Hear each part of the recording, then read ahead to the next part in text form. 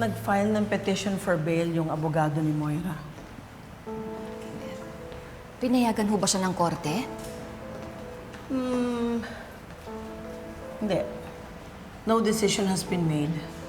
Pero sana nga hindi siya payagan ng korte because we have very strong evidences. Naalala mo yung nanloob sa bahay ninyo, si Dax? Tetestigo siya laban kay Moira. Siya ang magdidiin kay Moira sa korte. Ang ibig sabihin ho ba nun, hindi makukulong si Dax? Probably not kasi nga magtitestigo siya laban kay Moira.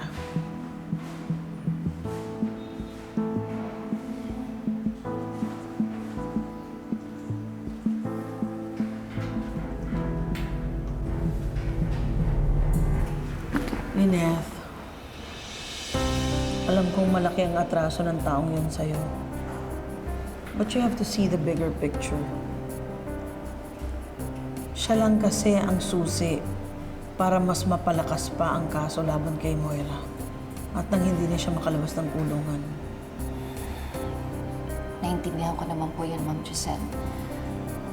Ang iniisip ko lang po si Carlos kasi sigurado ako hindi siya matutuwa to. Oh, and speaking of Carlos, dinalaw niya si Moira sa kulungan. Kasama niyang dumalaw kay Moira ang abogado ni Moira. Sigurado ho ba kayong si Carlos yun? Paano niyo po nalaman? Na-identify na nagsumbong sa akin. Baka naman ho nagkasabay lang sila ng abogado ni Moira. Maybe, but the question is, bakit siya nandun sa kulungan? The mere fact na nandun siya is a big question. Bakit niya dinadalaw si Moira? Sino ba si Moira kay Carlos? Anong kailangan ni Moira kay Carlos? Or maybe, anong kailangan ni Carlos kay Moira?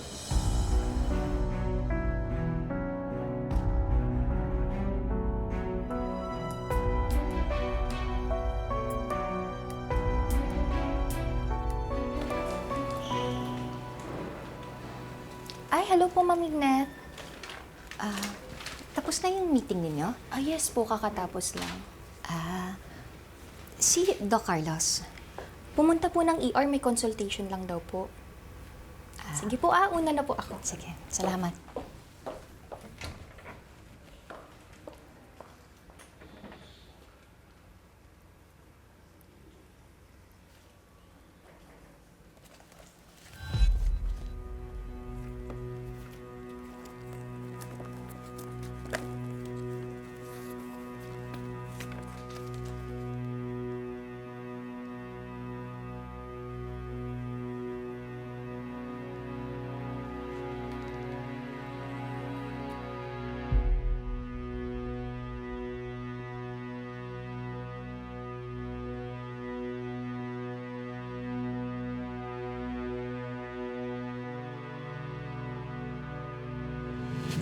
Ang sabi mo sa akin kahapon, meron kang kausap na pulis.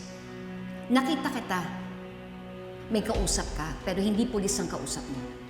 Si Zoe. Hindi kaya may something si Zoe at si Doc Carlos. Ang matyowa, malay natin. Tumasingin ka nga. Hindi pwede yun. Baka mag-ama pa. Bakit siya nandun sa kulungan? The mere fact na nandun siya is a big question. Bakit niya dinadalaw si Moira?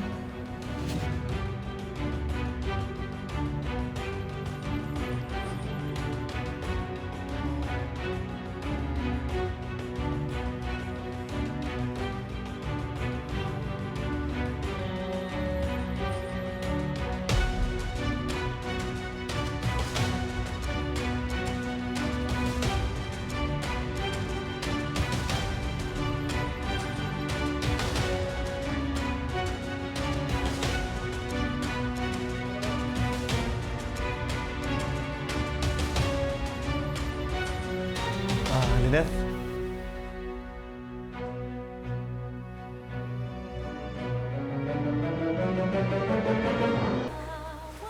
Bogart, Sa totoo, makakalabas ng Moira na yan. Duda si Madam Lotus. Makakalabas yan. Mukhang malakas ang kapit eh. Kaya pala malakas ang loob pumalag. Eh di pag nakawala yan, wala na tayong paglalaroan. Kaya nga siya pinapatawag ni Madam Lotus. Kasi dito, walang nakakalabas ng walang remembrance. Manda kayo.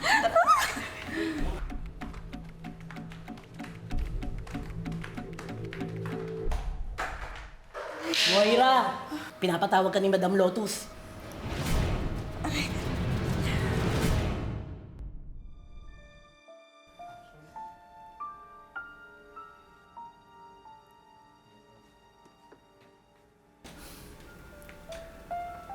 Hindi ka na ba galit sa akin?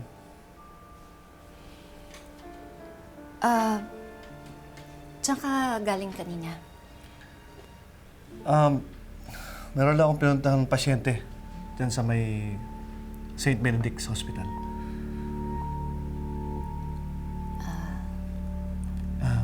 Gusto mo kumain muna tayo? Tatawagan ko yung sekretary ko, cancel muna yung next meeting ko. Ha? Teka lang.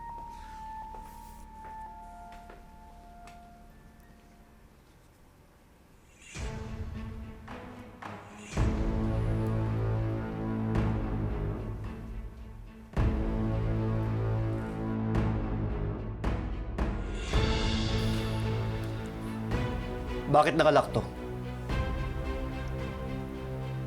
Hindi ko alam. Binuksan mo tong phone ko? Ha? Hindi. Ano to? Naglock mag-isa? Naglalak lang to kapag 3 beses mali yung password. Ano? Binuksan mo tong phone ko? Ha? Aminin mo! Binuksan mo to!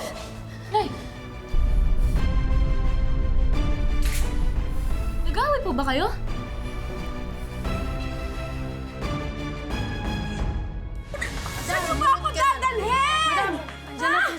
Hindi ko alam na may kakilala ka palang ibang preso doon maliban kay Moira. Ate, I know what you're up to. So please, stop it. Nagbabaga na, Madam Lotus! Magbe-bail ka na kasi. Syempre, gusto ko naman hindi mo ako makalimutan sa pag-alis mo. Tama po yung desisyon natin. Mali naman po kasi talaga yung ginagawa ni Doc Carlos sa'yo eh.